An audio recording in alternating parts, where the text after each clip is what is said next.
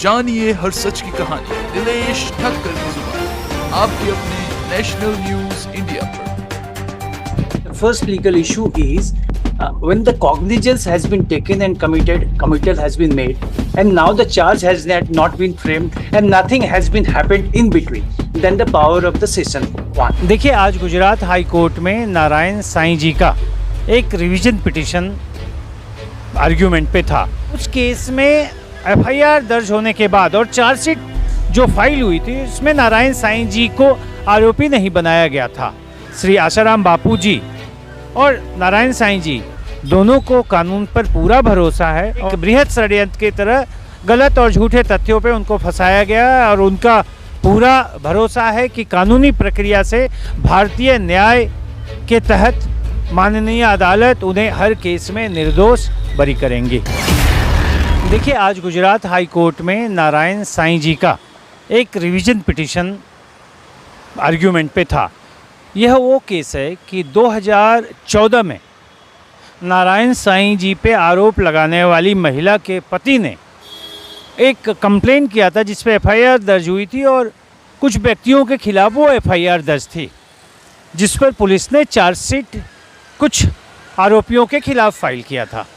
और उस केस में एफआईआर दर्ज होने के बाद और चार्जशीट जो फाइल हुई थी उसमें नारायण साईं जी को आरोपी नहीं बनाया गया था, जिसका कॉग्निजेंस लिया गया था। और जो कमिटल एक शब्द होता है जहां मजिस्ट्रेट की कोर्ट से सेशन कोर्ट जाता है, वो कमिटल पे गया था। उसी केस में सरकारी वकील के द्वारा एक एप्लीकेशन 319 सीआरपीसी थी, उसके अंदर में जो पहले सीआरपीसी चलती थी उसमें पब्लिक प्रोसिक्यूटर ने लगाया था कि नारायण साईं को आरोपी बनाया जाए। उसी केस में जज साहब ने, एडिशनल सेशन जज साहब ने सूरत में, ये केस सूरत का है, वाकया एफआईआर सूरत का है, तो नारायण साईं जी को आरोपी बनाकर कोर्ट में सम्मन किया था। उसी जज ऑर्डर जो 30 जनवरी 2023 का है, उसी को चैलेंज करते हुए कि यह ऑर्डर कानून और तथ्यों पे सही नहीं है, हाई कोर्ट में नारायण साईं जी ने रिवीजन पिटीशन फाइल किया था। वही रिवीजन पिटीशन आज यहाँ पे आर्ग्यूमेंट पे लगा था, जिसके लिए मैं आज यहाँ पे नारायण साईं जी की तरफ से गुजरात हाई कोर्ट में आया था। कौन सी डेट पड़ी है? अगली तारीख जो पड़ी है 25/10/2024। सर, इसके अलावा कौन कौन से केस में आप देख रहे हैं नारायण साईं जी को हो, आसाराम जी बापू को?